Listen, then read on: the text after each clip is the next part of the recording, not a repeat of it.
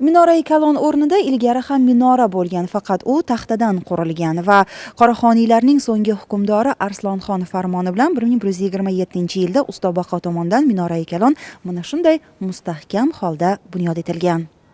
Xalq orasida minora bilan bog'liq turli rivoyatlar bor. Emishki, Usto Baqo minora poydevori uchun o'ra qazigach, uning mustahkam bo'lishini niyat qilib bir muddat ko'zdan g'oyib bo'lgan emish.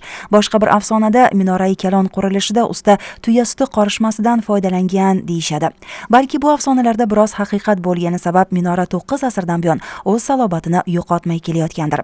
Usto Baqo eng go'zal naqshlardan ko'chirma olib minorada 24 ta katta kichik halqalar yaratgan. Shunisi alohida tarixiy ahamiyatga egaki, minoraning eng yuqorigi halqalardan birida naqshli g'ishtlar bilan bo'rtma qilib Usto Baqo amali Arslonxon minorasi degan so'zlar yozilgan. Binobarin Minora-i Kalonning asl nomi Arslonxon minorasidir.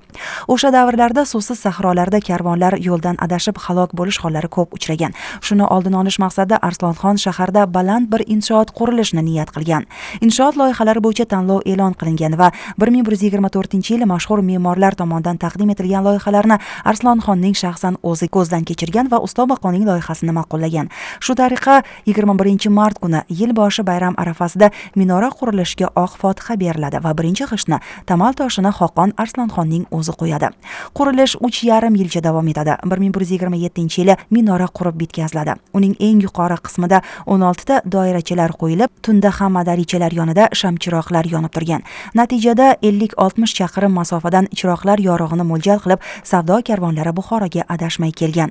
Buxoroning Buyuk Ipak yo'lidagi yirik savdo markazlaridan biri bo'lib qolishida bu minoraning ahamiyati kattadir. O'z vaqtida minora yuqoridan kuzatish hamda aholini namozga chaqirish uchun ham xizmat qilgan. Minoraning yana bir vazifasi shuki, tashqi hujumdan o'z vaqtida ogoh bo'lish uchun durbin orqali tevarak atrof kuzatib turilgan. Bu uning harbiy ahamiyatga ega ekanligidandir. Ayrimlar bu tarixiy binoni o'lim minorasi deb ataydi. Bu o'ta sovuq va noto'g'ri talqindir. Chunki tarixchilarning fikricha bu minora hech qachon qatl uchun xizmat qilmagan. Asosan Chingizxon bosqini davrida qisman keyingi asrlarda buzilib ketgan, bizgacha yetib kelmagan binolarning naqshlari shu minoradagina saqlanib qolgan. Shu bois bu minorani Buxoro me'morchiligining qomusi deyish mumkin. Bugungi kunda noyob yodgorlik namunasi bo'lmish Minora-i Kalon O'zbekiston javohirlaridan biri sifatida ko'z qorachig'idek asrab avaylanmoqda. U sayyohlarning diqqat markazidagi maskanlardan sanaladi. Siz ham Buxoroga yo'lingiz tushsa, Minora-i Kalon poyida suratga tushishni unutmang.